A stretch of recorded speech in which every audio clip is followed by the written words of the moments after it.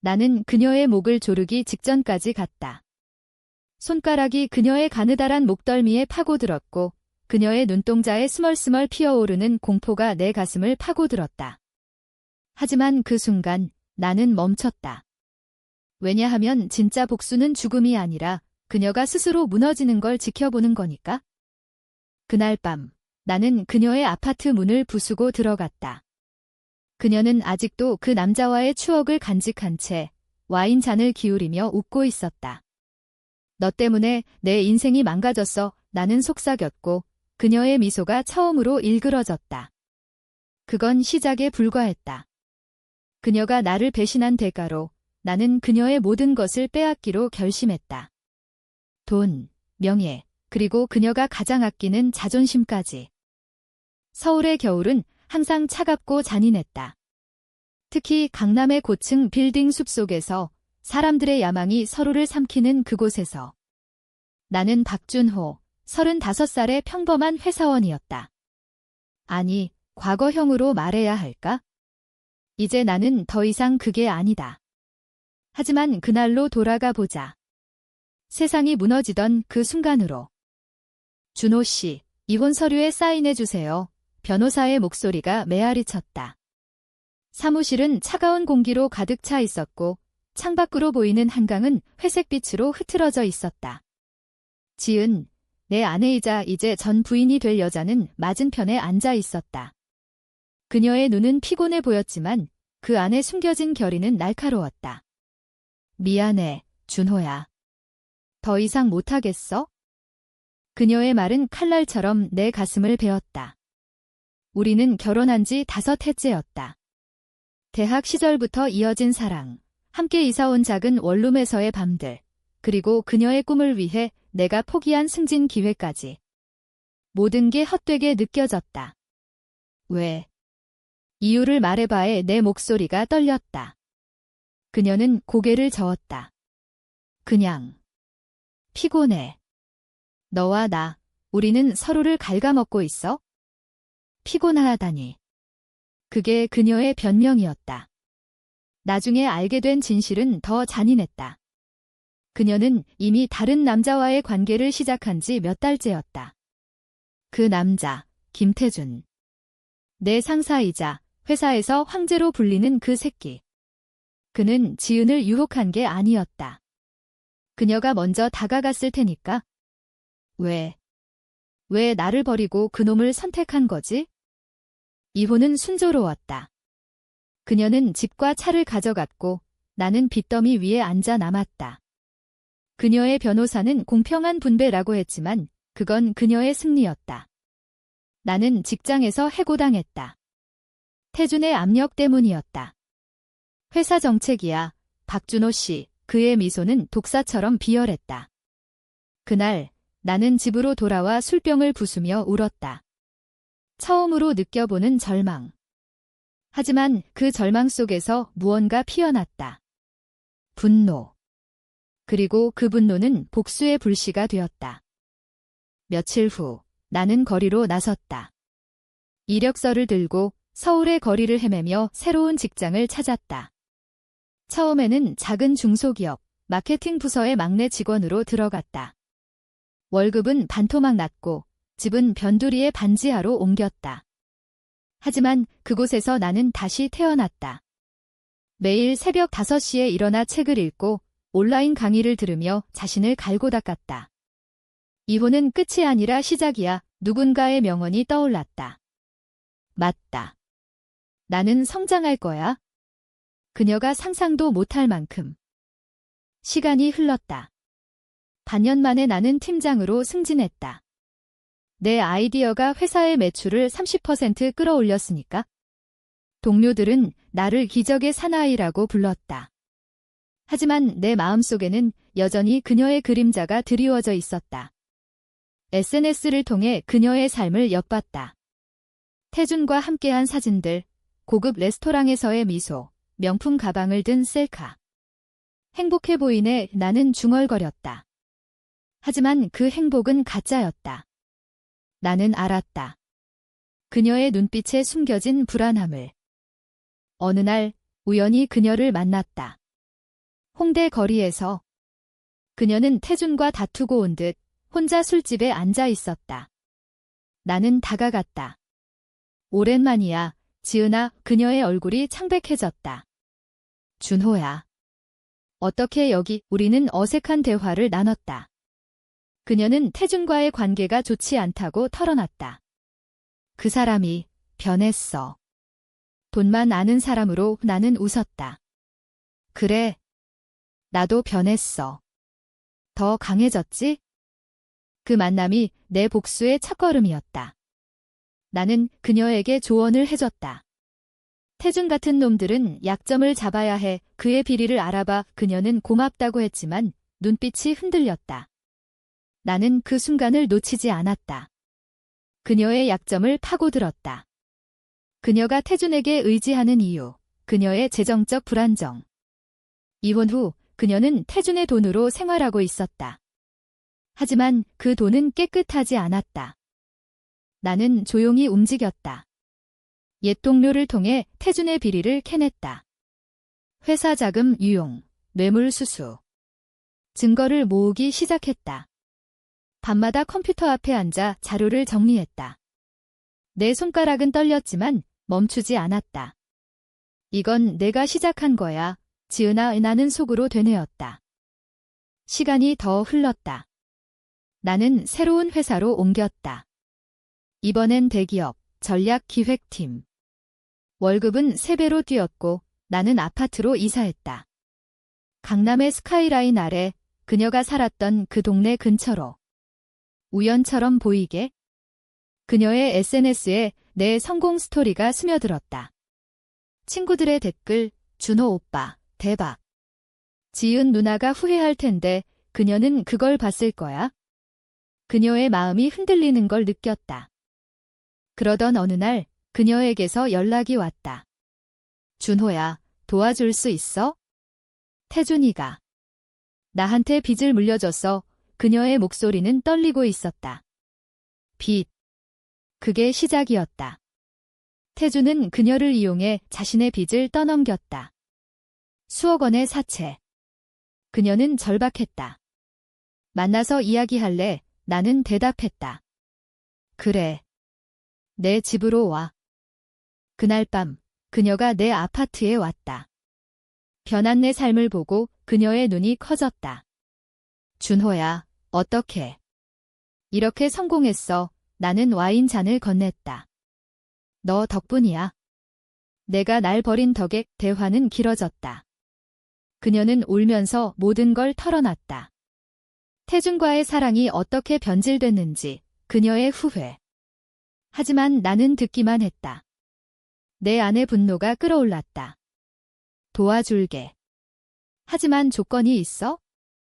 그 조건은 그녀의 자백이었다. 태준과의 불륜, 나를 배신한 모든 순간.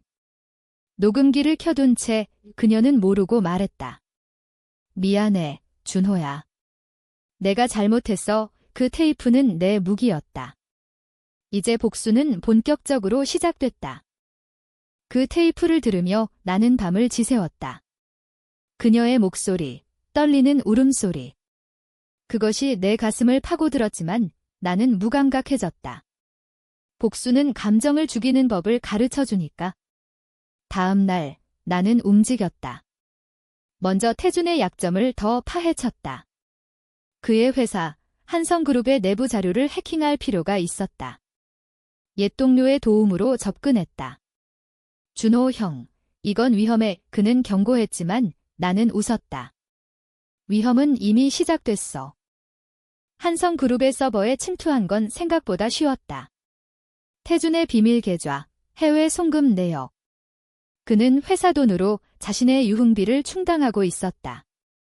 수십억 원 유나는 그 증거를 복사했다. 그리고 익명으로 감사팀에 제보했다. 이게 내 결말이야. 태준아. 오뉴스가 터지기 시작했다. 한성그룹 임원 뇌물 스캔들. 주가는 폭락했고 태준은 조사를 받았다. 지은은 내게 연락했다. 준호야, 태준이가 체포됐어. 어떻게 된 거야? 그녀의 목소리는 공포에 물들어 있었다. 나는 차분하게 말했다. 모르겠어. 하지만 내 빚은 어떻게 할 거야? 그녀는 울었다. 도와줘. 제발, 나는 동의했다. 하지만 대가로 그녀의 모든 것을 요구했다. 그녀의 명품, 그녀의 SNS 계정, 그녀의 자존심. 그녀는 순순히 따랐다. 왜? 그녀는 이제 나 없이는 아무것도 아니었으니까. 나는 그녀를 내 프로젝트로 만들었다. 성장해봐, 지은아. 나처럼 나는 그녀에게 직장 추천을 해줬다. 작은 카페 알바. 그녀는 처음엔 거부했지만 빚 독촉이 오자 받아들였다. 준호야, 고마워, 그녀의 메시지. 하지만 그건 속임수였다. 나는 그녀의 빚을 일부 갚아주며 더 깊은 함정에 빠뜨렸다. 사채업자들에게 이 여자가 보증인이라고 속삭였다. 태준의 빚이 그녀에게 전가된 대로. 시간이 흘렀다. 나는 더 올라갔다. 전략기획팀장으로 회사의 핵심 프로젝트를 맡았다. 내 이름이 언론에 나왔다. 박준호, 한성그룹 스캔들 제보자, 소문이 돌았지만 증거는 없었다. 태준은 감옥에 갇혔다. 종신형은 아니지만 10년은 나갈 수 없었다. 그의 재산은 압류됐고 지은은 빈 껍데기로 남았다. 그녀의 삶은 무너지기 시작했다. 카페 알바 중에 손님과 다퉈 해고당했다. 미안해요. 손님 그녀의 사과 소리가 내 상상 속에 맴돌았다. SNS는 조용해졌다. 더 이상의 화려한 사진 없음. 대신 그녀의 친구들로부터 들려오는 소문. 지은이가 요즘 이상해. 술만 마시고 나는 지켜봤다. 멀리서. 어느 날 그녀가 다시 찾아왔다. 준호야, 나 임신했어. 그녀의 배를 만지작거리는 손우태준의 아이. 나는 웃음이 나왔다. 축하해. 하지만 그 애는 어떻게 키울 거야? 그녀는 울었다. 모르겠어. 빚 때문에 나는 제안했다. 나랑 같이 살아. 내가 도와줄게. 그녀의 눈에 희망이 스쳤다. 하지만 그건 거짓이었다. 나는 그녀를 데려와 가정부로 썼다. 내 아파트에서 청소하고 요리하고. 이게 내가 원한 삶이야, 지은아. 밤마다 그녀가 잠든 후 나는 그녀의 휴대폰을 뒤졌다. 사채업자들의 메시지, 곧 갚아라, 아니면 내 가족을 건드린다. 그녀의 어머니, 시골에 사는 그분. 나는 그걸 이용했다. 지은아, 내 엄마가 위험해. 그녀는 더 절박해졌다. 준호야, 제발 돈 좀. 나는 조금씩 줬다. 하지만 그 돈은 내 통제 아래였다. 그녀는 점점 나에게 의지하게 됐다. 내 안에 갈등이 시작됐다. 그녀를 보면서 옛사랑이 스멀스멀 피어났다. 왜 이렇게까지 해? 그녀가 물었다. 나는 대답하지 않았다. 대신 그녀의 배를 쓰다듬었다. 이 아이를 위해 버텨야 하지만 내 마음은 차가웠다. 복수는 사랑을 삼킨다. 나는 그녀를 사랑했던 만큼 증오했다. 스캔들이 더 커졌다. 태준의 동업자들이 연루됐고 한성그룹은 파산 직전. 지은의 빚은 불어났다. 5억에서 10억으로. 사채업자들은 그녀를 쫓았다. 어느 밤 그녀가 문을 두드렸다. 피투성이. 준호야, 그 사람들이 나를 때렸어. 나는 그녀를 안아들었다. 병원으로. 그곳에서 의사가 말했다. 태아가 위험해요. 그녀의 울음소리가 병실을 가득 채웠다. 나는 그 순간 결심했다. 이제 진짜 복수를. 태준의 옛 동료, 그 새끼들을 무너뜨릴 증거를 모았다. 그리고 지은에게 말했다. 내가 직접 해. 이 태준의 비밀을 폭로해. 그녀는 망설였다. 그럼 나도. 그래, 너도 끝장이야. 하지만 그게 공평하잖아. 그녀의 눈에 절망이 스쳤다. 하지만 그녀는 따랐다. 기자회견. 김태준은 나를 이용했어요. 그의 모든 비리를 말할게요. 세상이 뒤집혔다. 지은은 영웅이 됐다. 아니, 피해자로. 하지만 그건 일시적이었다. 사채업자들이 그녀를 용서하지 않았다. 그녀의 어머니 집이 습격당했다. 뉴스에 나왔다. 전 한성그룹 관련자 가족 피해 나는 지켜봤다. TV 화면 속 그녀의 얼굴, 창백하고 지친. 기자회견 후 지은의 삶은 지옥이 됐다. 그녀는 내 아파트로 돌아왔다. 준호야, 이제 어떻게 해? 그녀의 목소리는 갈라져 있었다. 나는 차를 타주며 말했다. 버텨. 이게 내가 선택한 길이야. 하지만 내 안에서는 무언가 부서지는 소리가 났다. 그녀의 배가 점점 불러오고 있었다. 태준의 아이. 하지만 이제 그녀의 유일한 버팀목. 나는 밤에 그녀를 지켜봤다. 잠든 그녀의 얼굴에 스며든 주름, 그게 나 때문이었다. 사채업자들은 멈추지 않았다. 그들은 그녀의 과거를 파헤쳤다. 불륜 스캔들, 이혼 소송. 언론이 달려들었다. 박준호 전 부인의 비밀 제목들이 쏟아졌다.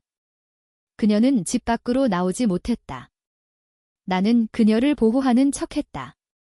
경호원을 고용하고 문을 잠갔다. 안전해, 지은아. 하지만 그건 감옥이었다. 그녀의 자유를 빼앗은 내 감옥. 내 성공은 계속됐다. 나는 이제 부사장급으로 올라섰다. 경쟁사로 옮긴 덕에 한성그룹의 약점을 이용해 대박을 쳤다. 주식, 부동산. 내 자산은 50억을 넘었다. 친구들은 준호야, 로또 맞았네, 라고 했지만 그들은 몰랐다. 이 모든 게 복수에서 비롯됐다는 걸. 나는 지은에게 돈을 썼다. 빚 일부를 갚고 아이 방을 꾸몄다. 이 애가 내 미래야. 그녀는 고마워하며 안겼다. 그 순간 내 가슴이 아팠다. 왜 아직도 그녀를 사랑하는 거지? 갈등이 깊어졌다.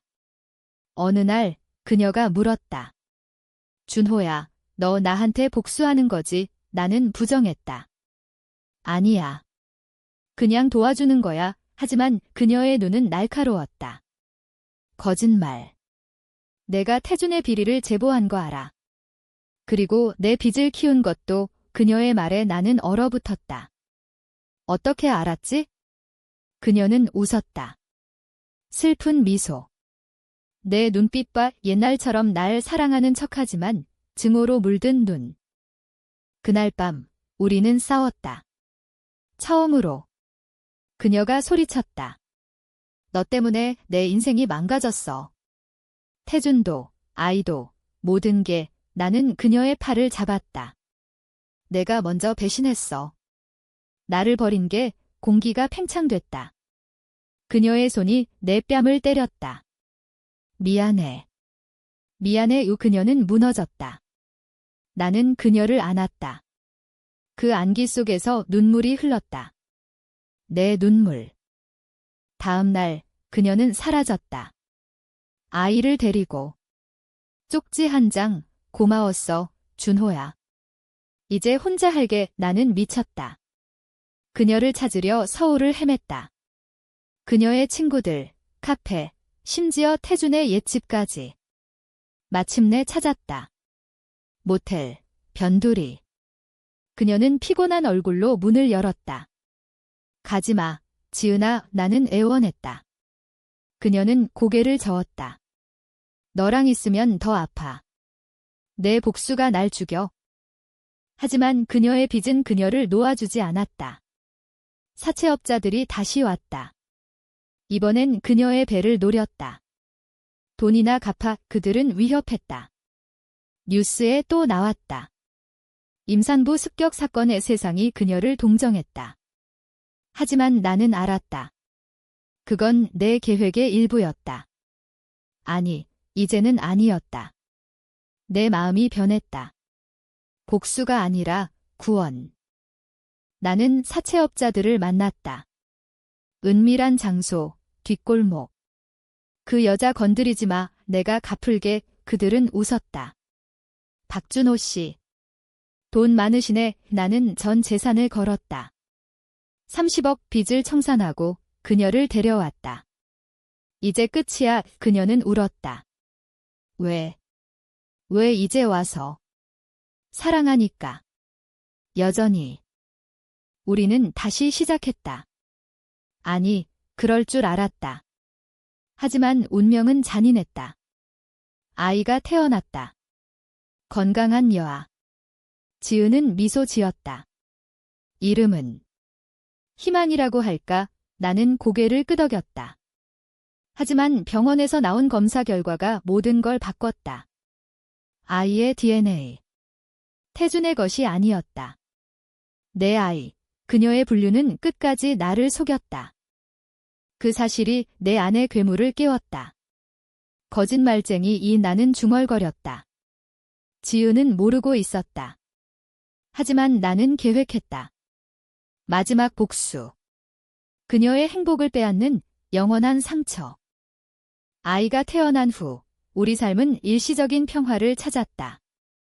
지은은 모유 수유를 하며 웃었고 나는 직장에서 휴가를 내고 집에 머물렀다.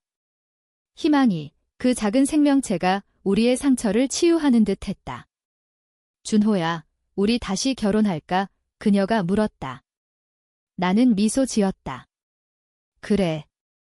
이번엔 제대로. 하지만 내 마음속에서는 폭풍이 몰아쳤다. DNA 검사 결과가 책상 서랍에 숨겨져 있었다. 그 종이가 모든 걸 증명했다. 그녀의 배신은 끝나지 않았다. 마지막 순간까지. 나는 조용히 움직였다. 그녀의 휴대폰을 다시 확인했다. 태준과의 옛 메시지, 삭제되지 않은 그것들. 사랑해, 태준아. 준호는 모를 거야. 임신 초기의 대화.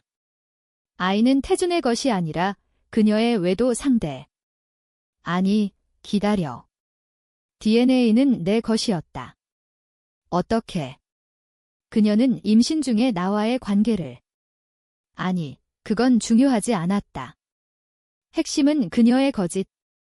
그녀는 나를 이용해 아이를 구원의 도구로 썼다.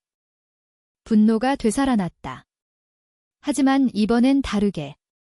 나는 그녀를 파괴할 게 아니라 스스로 선택하게 만들었다. 지은아, 내 과거를 털어놔. 모든 걸 나는 말했다. 그녀는 놀랐다. 왜? 이제 다 끝났잖아. 아니, 끝나지 않았어. 태준과의 일, 아이의 아버지 그녀의 얼굴이 창백해졌다. 준호야, 그건. 말해. 아니면 내가 말할게. 그녀는 무너졌다. 모든 걸 고백했다. 태준과의 불륜, 임신 중의 혼란, DNA를 속인 이유. 너를 잃고 싶지 않았어. 내가 날 구해줄 거라 믿었어. 그녀의 눈물. 나는 차갑게 웃었다. 구원. 그건 내 환상이야. 그날 밤 나는 서류를 꺼냈다. 이혼 재신청. 이번엔 내가 서명해. 그녀는 충격에 빠졌다. 왜? 아이 때문에. 아이. 그 애는 내 피가 아니야? 내 거짓의 산물, 거짓말이었다. DNA는 내 것이었지만 나는 그걸 이용했다. 그녀의 마음을 꺾기 위해. 그녀는 울부짖었다. 제발, 준호야. 희망이를 바위하지만 나는 문을 닫았다. 나가. 내 빚은 내가 갚아. 그녀는 갔다. 아이를 안고 다시 거리로. 나는 멀리서 지켜봤다. 그녀의 SNS가 다시 활성화됐다. 도와주세요. 홀어머니예요. 구걸하는 게시물. 친구들은 외면했다. 그녀의 자존심이 무너지는 걸 봤다. 사채 자녀금이 그녀를 쫓았다. 5억 그녀는 알바를 뛰고 심지어 스트리밍까지 했다. 제 이야기 들어주세요. 그녀의 방송. 시청자들은 동정했지만 돈은 적었다. 내 삶은 여전히 빛났다. 나는 CEO로 올랐다. 새 회사, 미래그룹. 내 전략이 시장을 장악했다. 언론 인터뷰, 박준호 대표, 성공의 비결은? 실패에서 배웠습니다. 카메라가 내 미소를 찍었다. 하지만 밤에는 그녀의 방송을 봤다. 지친 그녀의 얼굴, 희망이가 올 때의 절박함. 갈등이 절정에 달했다. 그녀가 다시 왔다. 준호야, 희망이가 아파. 병원비가 아이의 열이 39도. 나는 병원으로 데려갔다. 의사가 말했다. 감염 초기예요. 빨리 치료하면 괜찮아요. 지은은 내 손을 잡았다. 고마워. 내가 아니면 그 순간 내 마음이 흔들렸다. 복수인가, 사랑인가? 나는 돈을 내주고 그녀를 돌려보냈다. 이게 마지막이야. 하지만 그녀는 포기하지 않았다. 매일 메시지. 사랑해, 준호야. 돌아와. 나는 읽기만 했다. 삭제하지 않고. 그 메시지들이 내 무기였다. 어느 날 나는 그녀를 불렀다. 만나자. 마지막으로 레스토랑, 우리 첫 데이트 장소. 그녀는 예뻤다. 옛날처럼. 준호야, 우리 다시. 나는 고개를 저었다. 아니. 내 결말을 보여줄게. 나는 테이프를 재생했다. 그녀의 자백, 모든 거짓. 그녀의 얼굴이 일그러졌다. 이걸 왜? 세상에 보여줄 거야? 내가 원한 대로, 공평하게. 그녀는 소리쳤다. 하지 마. 희망이를 생각해. 하지만 나는 이미 올렸다. 익명 유튜브. 전 한성그룹 여자의 진실, 조회수가 폭발했다. 100만, 500만. 그녀의 삶은 끝났다. 언론이 달려들었다. 스캔들 재점화. 그녀는 숨어들었다. 아이와 함께 시골로. 하지만 사채업자들은 그곳까지 왔다. 돈이나 갚아. 지은아, 최후의 위협. 나는 지켜봤다. 멀리서. 유튜브 영상이 터진 후 세상은 지은을 삼켰다. 댓글들, 저런 여자 때문에 태준이 망한 거구나. 가짜 피해자. 그녀의 전화는 끊임없었다. 기자들, 옛 친구들, 심지어 태준의 변호사까지. 고소할 거야. 그녀는 내게 연락했다. 준호야, 왜 나한테 이런 짓을. 나는 차갑게 답했다. 내가 시작했어.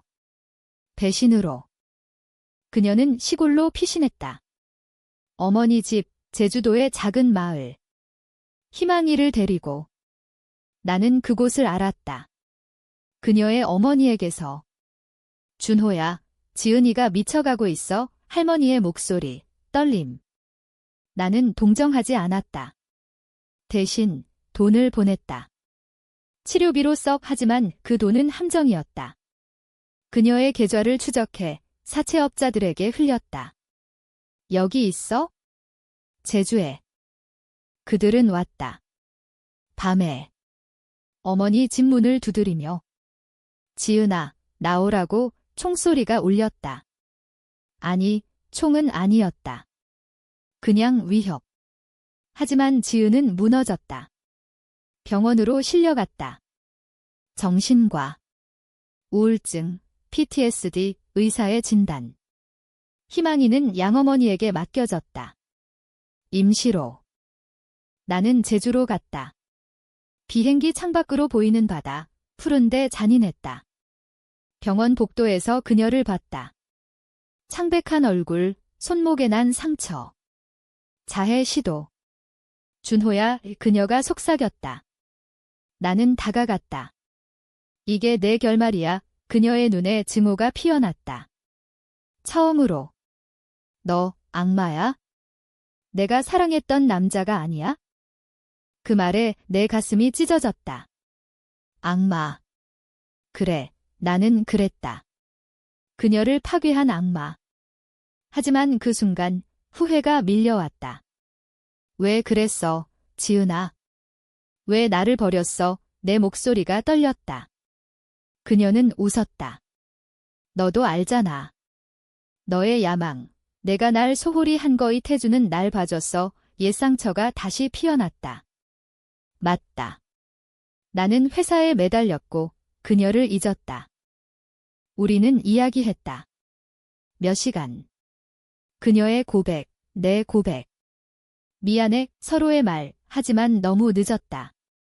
그녀의 마음은 부서졌다. 가, 준호야. 더 이상 내 복수 도구가 아니야. 나는 나왔다. 병원을. 제주 바다 앞에 서서 울었다. 처음으로, 진심으로. 돌아온 서울, 내 삶은 텅 비었다. CEO 자리, 화려한 사무실. 하지만 의미 없었다. 직원들의 눈빛, 박 대표, 요즘 피곤해 보이세요. 나는 웃었다. 괜찮아, 하지만 아니었다. 지은의 소식을 들었다. 그녀가 퇴원했다. 희망이를 데리고 해외로. 캐나다, 친척집 새 출발, 그녀의 마지막 메시지. 하지만 복수는 끝나지 않았다. 사채업자들이 포기하지 않았다. 그들은 국제적으로 추적했다. 빚은 도망칠 수 없어.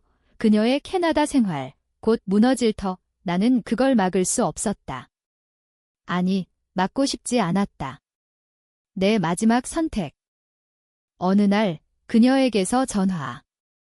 준호야, 그 사람들이 여기까지 왔어. 그녀의 목소리, 공포. 희망이의 울음소리 배경에. 나는 결심했다. 기다려. 내가 갈게. 비행기 표를 끊었다. 하지만 도착 전에 뉴스가 왔다. 한국인 여성, 캐나다 총격 사건, 그녀의 이름. 지은. 그녀는 죽었다. 사채업자의 총에. 희망이는 살아남았다. 고아로. 나는 공항에서 무너졌다. 내 탓이야. 세상이 회전했다. 지은의 장례는 조용했다. 캐나다에서 한국으로 작은 영안실. 그녀의 어머니가 울었고 희망이는 아직 모른 채 웃었다. 나는 검은 정장을 입고 섰다. 미안해, 지은아. 속삭임. 장례식장 밖 기자들이 몰려들었다. 박준호 대표, 피해자와의 관계는. 나는 대답하지 않았다. 도망쳤다. 그 후 나는 모든 걸 포기했다. CEO 자리 사임. 회사 주식 매각. 돈은 희망이의 미래로. 그녀의 양부모에게. 이 애를 잘 부탁해요. 나는 말했다. 그들은 고마워했다. 하지만 내 눈에는 아무것도 보이지 않았다. 공허. 복수의 끝은 이렇게 비참했다. 나는 그녀를 잃었고 나 자신도 잃었다. 서울 거리를 헤매며 옛 추억을 더듬었다. 우리 첫 데이트, 한강 산책. 준호야, 영원히 함께하자. 그녀의 말, 헛된 약속. 시간이 흘렀다. 1년. 나는 작은 카페를 열었다. 제주에. 바다를 보며 커피를 내리는 일상. 손님들은 사장님, 미소가 슬프세요 라고 했다. 나는 웃었다. 옛날 이야기 때문이야. 희망이를 만난 건 그 후였다. 양어머니와 함께. 5살, 그녀를 닮은 눈망울. 삼촌, 그녀가 불렀다. 나는 무릎 꿇었다. 그래, 삼촌이야. 눈물이 흘렀다. 이 아이가 내 구원이었다. 지은의 마지막 선물. 하지만 밤에는 악몽이 왔다. 그녀의 목을 조르던 그 손, 총소리. 복수는 승리가 아니야. 이 깨달음, 너무 늦게. 나는 책을 썼다. 익명으로. 배신의 대가. 그 안에 모든 이야기. 세상이 읽었다. 충격적인 자전적 소설, 리뷰들. 최종 결말은 공평했다. 지은은 죽었지만 그녀의 이야기가 세상을 바꿨다. 사채업자들, 그 새끼들은 잡혔다. 내 제보로. 태주는 감옥에서 자살했다. 소문으로 들었다. 후회로. 나는 제주 바다 앞에 앉아. 지은아, 미안해. 사랑해. 바람이 답했다. 희망이가 달려왔다. 삼촌, 놀자. 나는 안았다. 이게 내 새로운 시작. 복수의 잔재 속에서 피어나는 작은 빛. 하지만 깊은 곳에서 나는 안다. 후회는 영원하다. 그녀의 결말이 내 결말. 그리고 그건 돌이킬 수 없다.